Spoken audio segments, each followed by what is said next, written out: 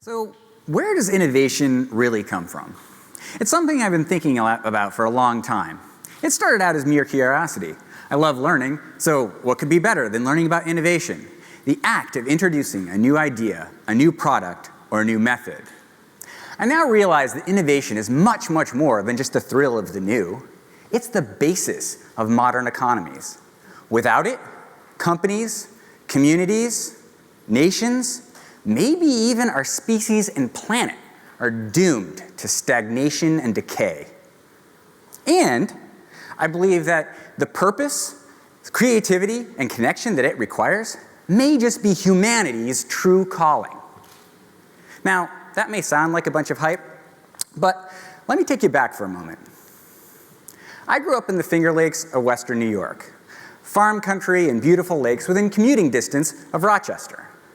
My dad was a Kodak engineer, back when the giant maker of film and other stuff employed more than 60,000 people in Rochester and close to 150,000 people worldwide. Now, there may be some of you who don't know, but taking pictures used to involve a lot of complex materials and chemistry, long before it was just another feature of your cell phone. Kodak was a global powerhouse. It had more technology, money, and infrastructure than it knew what to do with. In 1975, Kodak invented the digital camera and buried it to avoid eroding their film business. To make a long story short, Kodak tanked in the digital age. My dad got out relatively early, and we all just watched as Kodak turned sections of Rochester into a wasteland. What we have here is failure to innovate. Meanwhile, my mom, a former school teacher, was running our store and laundromat at the end of the lake that we lived on. I give my parents a fair amount of credit for being more innovative than most. They'd at least try something new every couple of years. Ice cream, arcade, bait shop, you get the idea. But without any real purpose behind the business, it just drifted on the winds of local economics. We waited for an economic boom that never came. In the end, my parents sold the business, and it resulted in a tragedy too long for me to actually share in this talk. The point is, I've seen firsthand what lack of innovation does to global giants and to small local businesses. And I'm convinced that innovation may just be the key to saving upstate New York and struggling economies everywhere. So let's try to figure out where the magic of innovation actually comes from. If you were to ask most people, where does innovation come from? Technology would likely top the list. It's certainly where I started. I started programming computers back in the 80s in high school. From there, I went to Dartmouth College to study engineering, immerse myself in new technology and what comes next. Unfortunately, one of the first things I learned in engineering is that I really like learning about technology, but I'm not into tinkering in a lab. So that didn't work out so well, but luckily, by happy coincidence, I learned about patents in my product development class. A really cool excuse to learn about technology, but not actually have to create it. And they're often billed as the currency of the innovation economy. Pretty cool if you're looking for the source of innovation, right? So, I got my engineering degree and headed to law school. I emerged just in time for the dot-com boom of the late 90s. I got a job at a big law firm helping entrepreneurs with crazy ideas about how the internet was going to change the world and make them lots of money in the process. I put in crazy hours and helped people get, frankly, crazy patents. If you could do anything with the internet, whether it was finding love or buying dog food, somebody filed a patent on it. But when the bubble burst and the sock puppet Super Bowl ads faded into memory, I realized something. Most patents actually suck.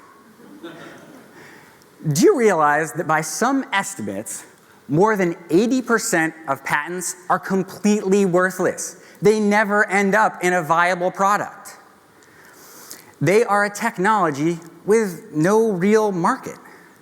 This is difficult for me to admit as a patent attorney, but people who focus on technology ahead of customers go nowhere. You see, patents are actually a byproduct of innovation. They don't create it. So technology alone can't save us, and it doesn't actually explain where innovation comes from. So after helping startup companies through economic boom and bust, I figured something out. Innovation is not about technology. It's all about the money. Google, Facebook, Etsy, all made possible by venture capitalists, commonly referred to as VCs, as well as other early-stage investors. These are the folks who put hundreds of thousands to millions of dollars into startup companies on the basis of passion, PowerPoint presentations, and probably some early success. Venture capital built Silicon Valley and helps fuel California as the 7th largest economy in the world. Money for startups must be the key to innovating your way out of a struggling economy. So I did the logical thing. I went to a Silicon Valley-based law firm, and from there I started my own consulting practice. I networked with VCs, angel investors, and entrepreneurs searching for capital. These people must have their pulse on what makes innovation, their finger on the pulse of what makes innovation go.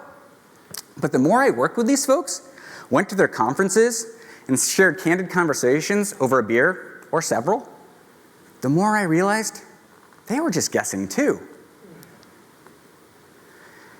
Do you realize that only 1 in 2,000 US businesses ever receive venture capital investment? And of those, 40% fail, either tanking completely or selling for less than was invested in them. If you actually talk to VCs about this, they'll tell you that it's only 10 to 20% of the companies they invest in that ever provide them with a positive return. And these are the good ones. When you talk to investors, they talk about, are you investing in the horse or the jockey? They talk about pivots and coachability. They speak in gambling and sports metaphors. But what they're really talking about is the relentless search for good deals. Because capital follows opportunity. It doesn't lead it. So innovation doesn't come from technology, and it doesn't come from venture capital. It must be something even bigger. So back to my story. My wife and I moved back to Cooperstown, where she grew up. It's an idyllic village in central New York, best known for baseball and beer, not so much for technology or innovation. Now, I managed to find a few innovative companies tucked in the rolling hills, but they were certainly the exception. And I thought, man, I need to do something to help get the engine of innovation going in my community. Now, you may have guessed by now that I'm a bit of a geek. So I couldn't struggle with a question like this for long without picking up a book, or actually a small personal library, on innovation. And luckily for me, academics, successful entrepreneurs, and lucky investors are happy to oblige with plenty of theories. Creative clusters, innovation districts, startup communities, incubation, acceleration, the list goes on. But the common thread is that it takes an ecosystem, a bunch of interconnected resources that make business, startup, and growth possible.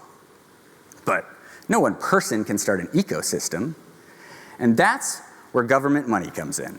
Where there's a theory of economic success, there are politicians willing to invest money in infrastructure, research grants, corporate incentives, and a never-ending list of business support programs. I'm directly involved in local economic development as chair of my county's industrial development agency. It's convinced me that resources are out there, not just venture capitalists and other direct investors, but also government money for innovative projects to build these ecosystems.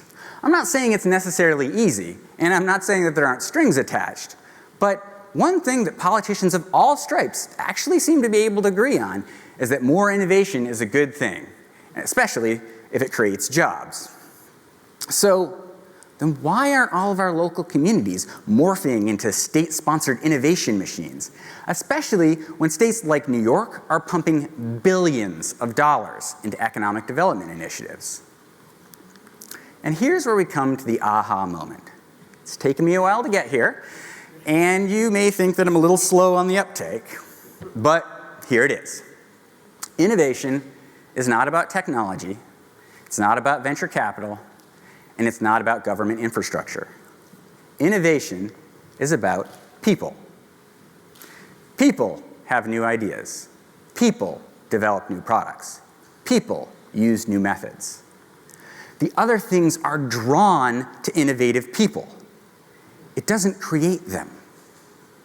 Now, I hope this isn't a letdown, that the silver bullet is not whiz-bang technology or gobs of money or political will, because this is great news. There are people everywhere. There are people where you live, people in your community. Better yet, you're a person. You can innovate. So what does it take to be an innovator? Do you have to be Steve Jobs or Mark Zuckerberg or Bill Gates? Absolutely not. These larger-than-life figures are the exception, not the rule. Do you need to be a technical genius or have a PhD? No. Do you have to have lots of money? No. Do you have to live in the right place with the right public support? No. Everybody remember this guy? Right? Let me recap for you. At age 15, built a windmill using broken bicycles and scrap. Went on to build a solar well pump and more windmills in his community. He didn't have a degree in electrical engineering. He didn't have any investors. His infrastructure was his local library, and we're talking old books, not internet access. So if a kid in rural Africa can innovate using broken bicycles and outdated textbooks, what's your excuse? The reality is, every community has innovators. Regular people who see a problem and want to make the world better.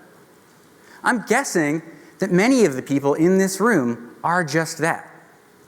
By the way, it doesn't matter what form your innovative venture takes, whether it's a small business that stays small, a high-growth startup, a nonprofit, a community group, or even the redirection of an existing business or institution.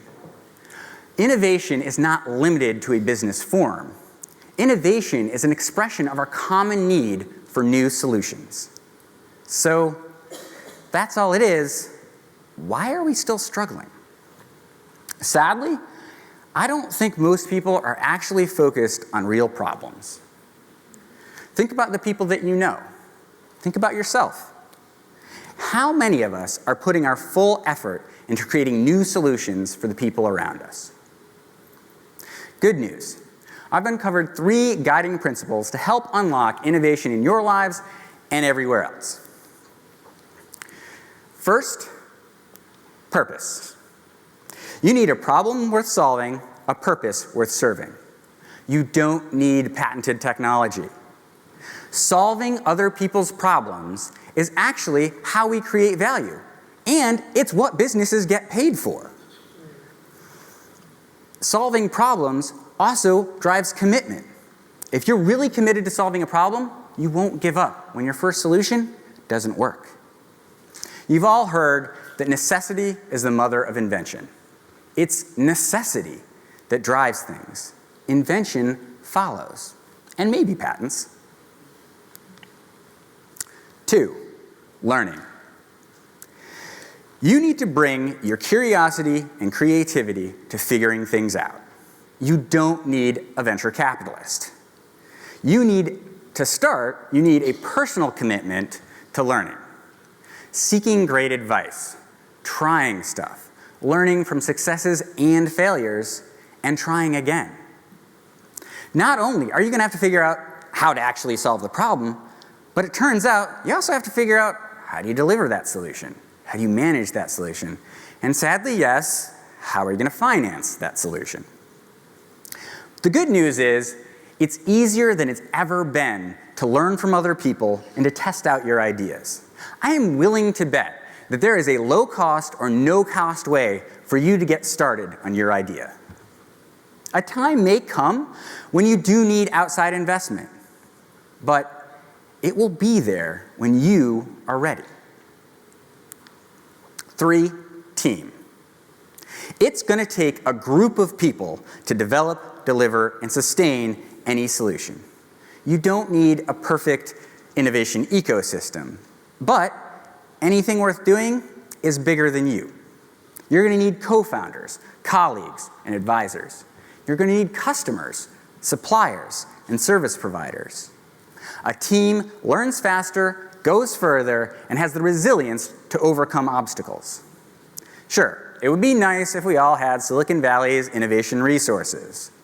But if you look, you will find the people you need wherever you are. Purpose and big ideas are powerful attractors in a connected world. So, starting today, let's start a grassroots movement of community-minded innovators. What would happen if we all put more of our energy into solving meaningful problems? What could we achieve if we unleashed the power of our creativity and capacity to learn? What would our communities become if more people put their time, money, and energy into solving meaningful problems, or even just joined the teams of the innovators that are already among us? Anyone can champion a new idea, a new product, or a new method. Anyone can innovate. This is powerful because if you build it, you can shape it. You can share it with your community.